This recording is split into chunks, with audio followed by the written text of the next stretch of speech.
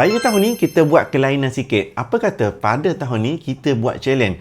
Cabarannya ialah berapa gram duit raya yang dapat anda tukarkan kepada emas. Saya dah join dah challenge ni pada tahun 2018. Tahun 2018 saya berjaya tukarkan 1 gram ini dengan nilai hanya 180.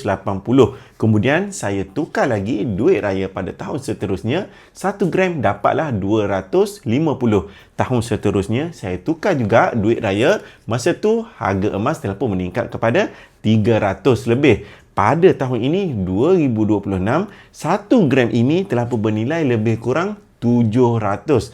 Apa kata kalau anda tak tukarkan siap-siap duit raya, pada tahun depan anda mungkin kena keluarkan duit yang lebih untuk dapatkan gram yang sama.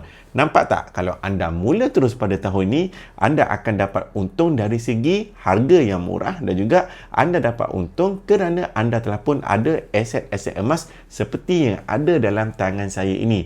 Kalau anda rasa tak nak bazirkan duit raya anda pada tahun ini dan juga duit raya anak, yang paling penting, tukarkan siap-siap duit raya tersebut menjadi emas fizikal seperti yang ada dalam tangan saya ini.